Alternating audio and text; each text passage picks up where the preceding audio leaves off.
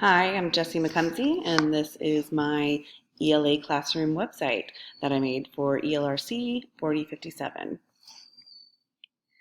So on the first page, the home page, you'll see that I put some links to the different tabs, which I will probably go around and change because that's a little bit redundant. But first, you'll see the first tab is biography. And here I gave some background about how I received my degree in English literature from LSU in 2009, that I went through my teaching certification program and then I moved to New Orleans. In 2015, I moved home and started teaching at Woodlawn Middle School. I've been there ever since, so I am moving into my 13th year of teaching. So I gave some information on that and how I'm focusing on my master's in curriculum instruction and specifically in gifted education. And I gave some personal details to help make it more personal. When you do that, it makes it more personal. The kids connect more. They see you as a person. It makes it less scary for them. After biography, you'll see the tab for 6th grade, which I created and I haven't done much with yet. But I had made a sub-page for each of my classes. I teach 6th grade gifted, great scholars, and traditional, and all three do use different materials and have different assignments. So I thought it would be a good way to have everything for each class in one place, pretty similar to Google Classroom, which I use right now. And we'll probably incorporate using both this and Google Classroom next year. Next, you'll see resources.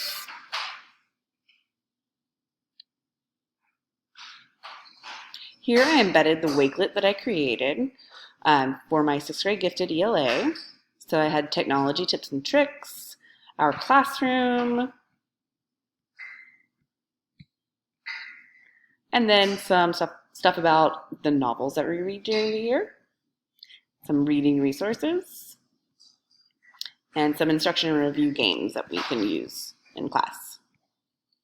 I really love Wakelet. I hadn't used it before.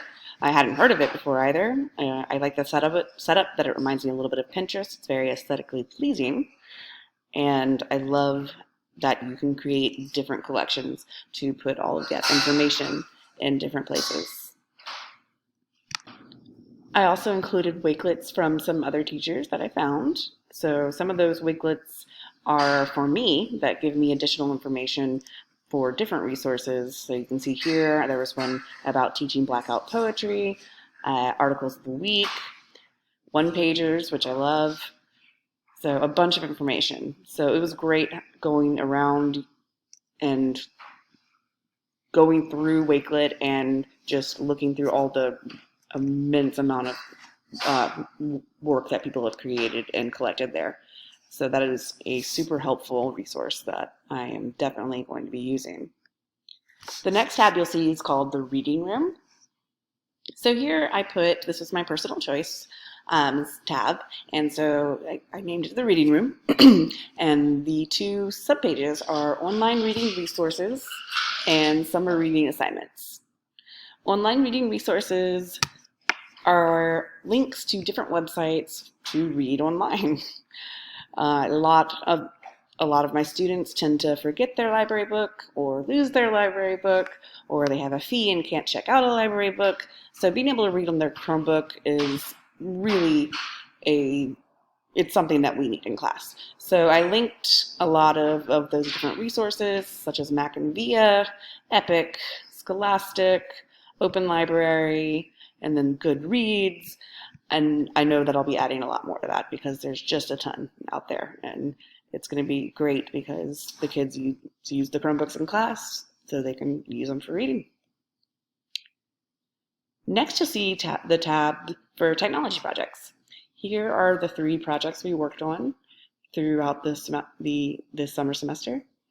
We have the digital story, mobile app, and the PLN PLE. The digital story I loved creating. It was really hard at first. I struggled with it, but came to love it in the end. And I had used iMovie once before, and did something much simpler. So it was definitely a learning process, but it once I had the completed video, I was impressed with what I had created, and I know that I can use that in the future to create instructional videos for my students and to be able to put them into our Google Classroom, on our classroom website, which is what I plan for next year. Since I am learning more about Google Sites, I definitely want to incorporate that into my classroom next year. I had done that in previous years, but hadn't really used it with fidelity and wasn't as familiar with it. So this course has given me a lot more information about it, and I'm really excited to use it this coming school year. So for my digital story, I did a brief introduction to Lewis Carroll and talked about Lewis Carroll and Alice in Wonderland. So you can click the play and watch that video. Next up, we have the mobile app that we researched. I chose the Remind app, which I think is going to be fantastic. It's a great way to stay in communication with parents, and you can also be in communication with students.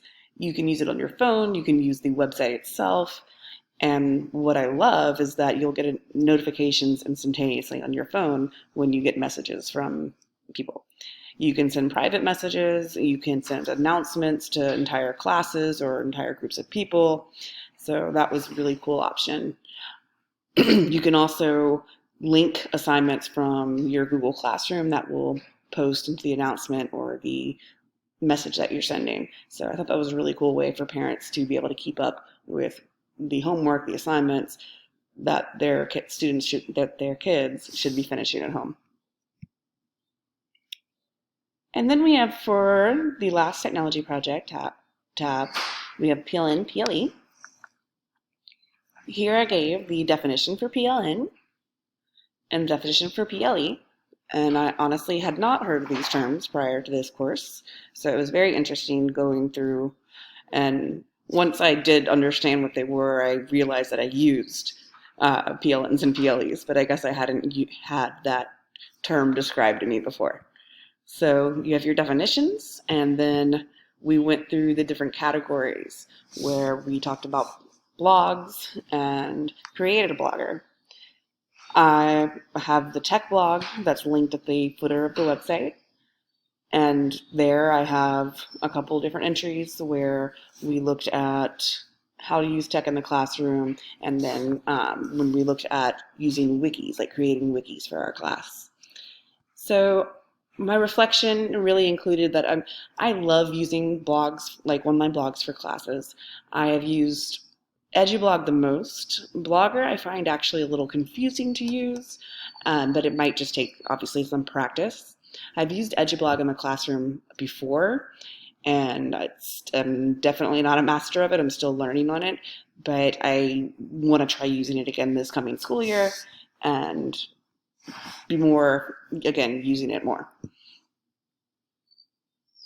All right, and now we went to curation, and that was when we were introduced to Wakelet, which is awesome. That might be one of the best things that we learned about, because I can't believe I hadn't heard about it prior to this. It is such an awesome way to collect your resources and keep those collections organized in one spot. And I think it's going to be great to use as a teacher, and it's going to be great for my students to be able to have their own and then have ones that they can collaborate on together. We also looked at microblogs, which we created a Twitter, and honestly, I'm not quite sure how I can incorporate Twitter into the classroom. I know that there's lots of great posts from people with links to different things, but I haven't figured out how I would use it in the classroom. So maybe that just means I need to do a little bit more reflection on that. Those are our technology projects. And the last tab you'll see is the evaluations, where you'll see the screencast, which will be this recording, and then my Apple teaching certification. This has been a great learning experience this semester, and I can't wait to bring so many of these really cool things to my classroom next year. Thanks.